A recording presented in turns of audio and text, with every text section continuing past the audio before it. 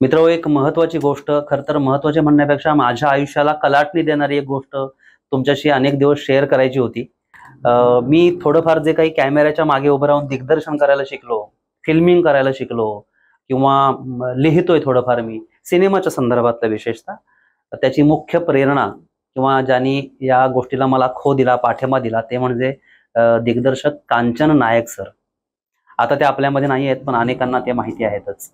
म्हणजे खरं तर हे सगळं सुरू जेव्हा झालं, तेव्हा मी कोल्हापूरमध्ये छोट्या-मोठ्या भूमिका करत होतो आणि तेव्हा ई-टीव्ही होतं.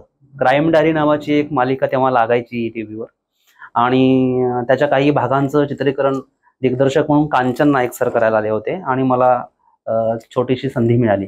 खरं तर संधी म्हणण्यापेक्षा माझा एक चांगला मित्र अजय खाडे, आत्ताचे खरं तर ते निर्मिती व्यवस्थापक आहेत, सीनियर. तर अजयने मला नेलं होतं, ओळख करून दिली आणि मग एक छोटीशी भूमिका मी त्यामध्ये केली आणि मग हळूहळू काही मोठ्या भूमिका त्यातल्या केल्या. पण त्यानंतर सरांची ओळख झाली, मी भेटलो, तेव्हा मात्र मग सरांनी मला सांगितलं, की "तू दिग्दर्शनही चांगलं करू शकतोस." मग दिग्दर्शनाच्या काही टिप्स त्यांनी दिल्या. विशेषतः चित्रपटाचं बजेट बनवायची पद्धत त्यांनी शिकवली. म्हणजे त्यांनी जी बनवलेली आहेत, त्यांची पण हस्तलिखितं आणि काही प्रिंट्स माझ्याकडे अजून आहेत. असो, ह्या कोल्हापूरच्या सगळ्या माणसांबद्दल मी पुन्हा कधीतरी व्हिडिओ करून सांगेनच, कारण खूप माणसं आहेत ज्यांनी कोल्हापूरमध्ये मला खूप चांगली साथ दिली आहे. त्याच्यावर कधीतरी बोलेनच. पण आत्ताचा विषय जो आहे तो म्हणजे मी आता जिथे बसलोय याच्या मागे काही फोटोज तुम्हाला दिसतील, ब्लॅक अँड व्हाईट. हे फोटोज आहेत किंवा इथे हे सगळे फोटोज आहेत.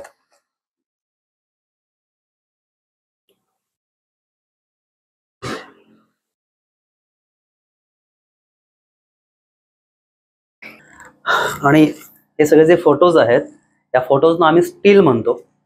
म्हणजे हे अनेकांना ही भाषा माहीतच आहे. तरी ज्यांना माहिती नाही त्यांना सांगतो, की प्रत्यक्ष शूटिंग जेव्हा चालू असतं चित्रपटाचं किंवा मालिकेचं किंवा कुठलंही, तेव्हा जे फोटो काढलेले असतात, ते फोटोज आहेत हे. म्हणजे त्या सेटवरचे ओरिजिनल फोटोज हे सगळे आहेत. बघा किती जुन्या काळातले फोटोज आहेत. म्हणजे खरं तर हा ठेवा आहे. आणि हे सगळं कलेक्शन कांचन नायक सरांचं स्वतःच आहे. त्यांच्याकडे अनेक वर्ष हे कलेक्शन होतं आणि जेव्हा मी हा स्टुडिओ बांधला, तेव्हा त्यांच्या मिसेस शुभांगीताई त्यांनी मला भेट म्हणून हे फोटोज दिलेत. चित्रीकरणासंदर्भातला माझ्या आयुष्यातला पहिला स्टुडिओ मी इथे बांधला, जिथे आम्ही आता चित्रीकरण करतोय. अनेक गोष्टी इथे होत आहेत आणि ज्यांनी मला पाठिंबा दिला, त्यांच्या अशा आठवणी आपल्यासोबत कायम असाव्यात, यासारखा आशीर्वाद नाही. तर शुभांगीताईंना मनापासून धन्यवाद. आणि याबद्दलचे किस्से आणि कोल्हापूरमध्ये कांचन सरांची कशी कशी ओळख झाली, त्यांचे काही किस्से मी पुढच्या कुठल्यातरी व्हिडिओमध्ये सांगेन नक्कीच.